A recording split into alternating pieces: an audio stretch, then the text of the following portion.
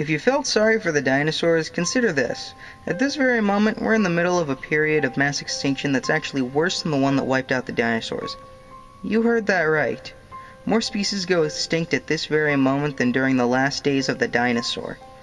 You see, it took the dinosaurs thousands of years to die out altogether. Today, the speed of extinction is higher. Much higher. Each day, an estimated 70 species go bust. That's 70 species gone, never to be seen again. A few centuries more and half of all species will no longer be here, thanks to the meteor impact called mankind. Now that is a problem. In nature, everything is linked to everything else.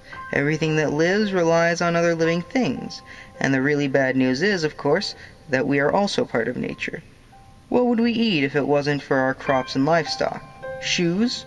And what would we breathe? It would take a library to explain what exactly is happening to the animals and plants on our planet. For now, some brief highlights will do just fine to show you how serious and weird matters really are. So enter the cats, the frogs, the snails, and the insects, the whole zoo. File number 1, the case of the Osama bin leopard. Remember Afghanistan?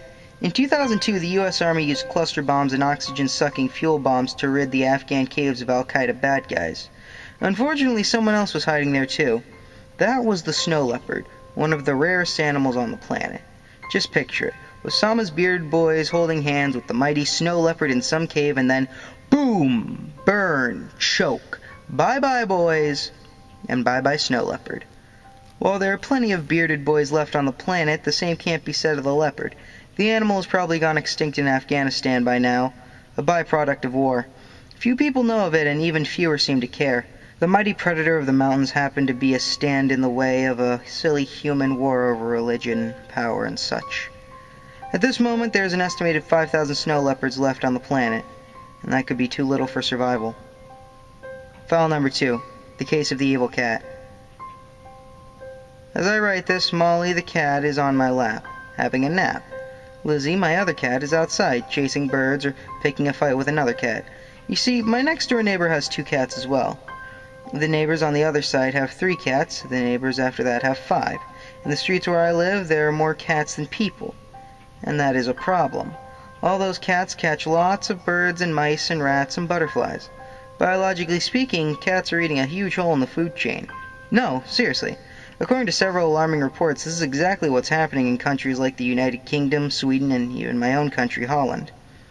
Bird species are vanishing, mouse subspecies are going extinct, all because of Molly and Lizzie and the other many billions of domestic cats that inhabit the planet today. Now where would that lead? A planet exclusively inhabited by cats and people? Just take a guess. My cat Molly has left my lap now, probably off to catch another mouse. File number 3, the case of the cute panda. Humans are a friendly species. We like animals. That's why we can't stand it that the bamboo monkey and now the giant panda are about to go extinct. No way we'll let the beautiful lion, the cute chimpanzee, or the impressive elephant go extinct. We build another natural reserve. But hold it. In fact, the species we adore are only a slight minority. Who cares for snails, insects, snakes, lice, or spiders? These species are in trouble too. Oh, but they're not cute enough. Humans simply don't like them. We'll let them go extinct and won't miss a night's sleep over it. Survival of the cutest is the word for that.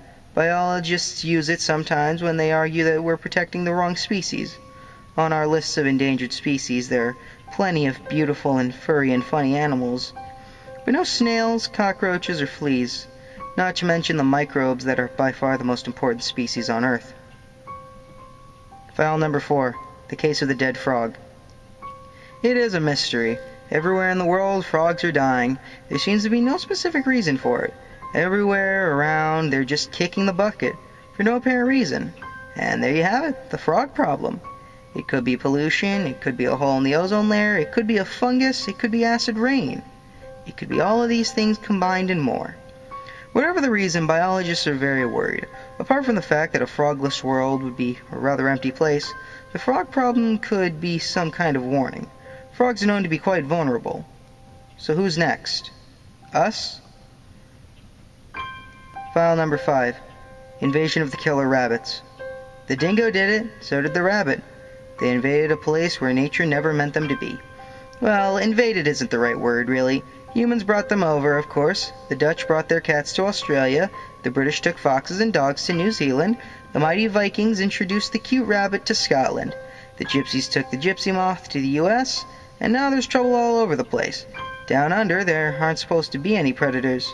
In the US, there aren't supposed to be any gypsy moths. Nature just didn't expect it. So, disaster strikes. In the U.S., about a fourth of the agricultural gross national product is lost each year to foreign plant pests, such as the dreaded boll weevil from Mexico and the leafy spurge brought by Europeans. In New Zealand, Australia, Scotland, and many other countries, zillions of rabbits drive the locals insane, digging about like crazy. Not to mention those evil cats again. In New Zealand and Australia, the cats gobble up rare birds and mammals, such as the poor, innocent kiwi bird. For crying out loud, the poor thing doesn't even have wings. Evolution thought that without cats, there would be no need for wings. But evolution got it wrong. It isn't a nice thing to say, but the real problem is mankind. Humans are in the habit of messing up everything they do everywhere they go, all the time. They're a harmful species. And these humans, well, they're almost as harmful as cats.